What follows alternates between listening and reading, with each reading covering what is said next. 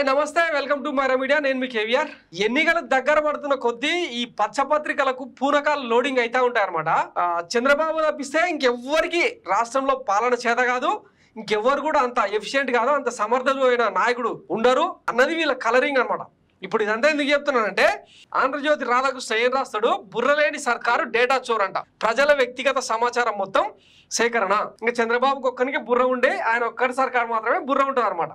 ప్రభుత్వ వెబ్సైట్లో అందరికి అందుబాటులో ఒక క్లిక్తో కీలక సమాచారం అంతా లభ్యం ఇంటి అడ్రస్ నుంచి బ్యాంకు ఖాతా వరకు పెళ్లి ఫోటోల నుంచి పాస్పోర్ట్ పాన్ కార్డు వరకు ఆధార్ రేషన్ కార్డులు ఫోన్ నంబర్లు అన్నీ ఓపెన్ ఎవరైనా డౌన్లోడ్ చేసుకోవచ్చు ఎలాగైనా వాడచ్చు 5 ఏళ్ళుగా ఇదే తంతు పట్టించుకున్న వాళ్ళు ఉంటే ఒట్టు క్రిటికల్ రివర్ కంపెనీకి రిజిస్ట్రేషన్ వివరాలు వేలిముద్రలు ఇతర సమాచారము ఆ సంస్థకే వెళ్తుందా కేవలం ఒక ఫోన్ నెంబర్ తెలుసుకుని బ్యాంకు ఖాతాలను ఖాళీ చేస్తున్న రోజులు ఇవి కానీ phone number mail ID Aadhaar passport pan వంటి సమగ్ర సమాచారాన్ని వెబ్సైట్లో పెడితే పరిస్థితి ఏంటి రాజ్యాంగంలోని 21వ అధికరణ పౌరులకు గోప్యత హక్కును ప్రసాదిస్తోంది దీని ప్రకారం ప్రజల నుంచి వారి వ్యక్తిగత రహస్య సమాచారం సేకరిస్తే ఏ అవసరం కోసం తీసుకుంటే ఆ అవసరానికి మాత్రమే వాడాలి ప్రజల వ్యక్తిగత సమాచారాన్ని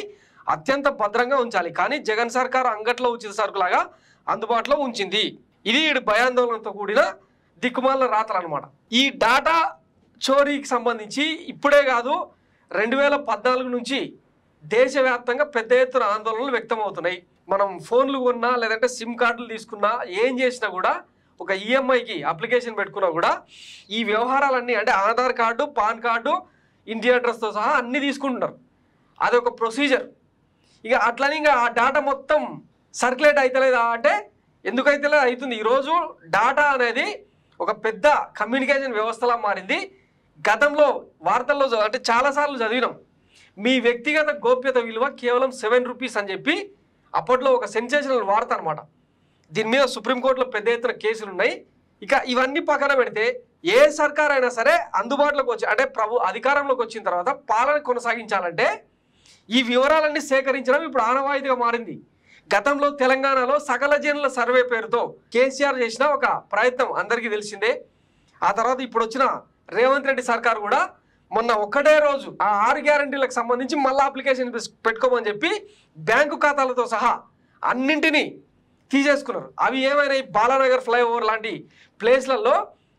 రోడ్ల మీద పడిపోయినాయి ఆధార్ కార్డులు బ్యాంకు ఖాతాల వివరాలు మరి ఆనాడు ఈ లుచ్చపత్రికలో రాయలేనందుకు ఆ వీడియోస్ అప్పట్లో సంచలనం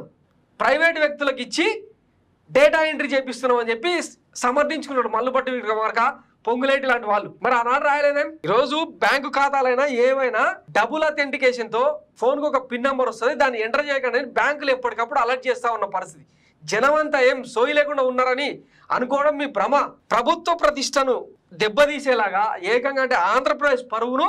బజార్ను నిలబెట్టేలాగా ఈ లుచ్చరాతలు రాస్తున్నారు ఈ తుచ్చపు ముండా ఓడుకులు వీళ్ళని ఏ చెప్పుతో కొట్టాలి ఇదే చంద్రబాబు గతంలో ఓటుకు నోటు దొంగల కేసులో దొరికి డేటా చోర్ చేసిండ్రని చెప్పి తెలంగాణ ప్రభుత్వం మీద ఎన్ని విమర్శలు చేసిండో గుర్తులేదా అంటే వీళ్ళు చేస్తున్నాం సంసారం అవతల చేస్తున్నాం వ్యభిచారమా 2019లో ఎంత పెద్ద లొల్లైంది డేటా చోరుకు సంబంధించి అప్పుడు చంద్రబాబు చేసిందేమో న్యాయం ధర్మం అసలు ప్రభుత్వం ఈ వ్యక్తిగత వివరాలు సేకరించకుండా సంక్షేమ పథకాలు కావచ్చు పిల్లలకు గోరుముద్ద లేకపోతే బాలింతలకు ఇట్లాంటివన్నీ ఎట్లా అందిస్తుంది ఎట్లా అందియాలి ఈడ క్రిటికల్ రివర్కి అమ్ముకున్నారంట అంత ఈజీగా ఉంటాయి ప్రభుత్వాలు సేమ్ ల్యాండ్ గ్రాబింగ్ యాక్ట్ మీద కూడా ఇట్లాంటి దుష్ప్రచారమే చేస్తున్నారు ముఖ్యమంత్రి స్థాయిలో ఉన్న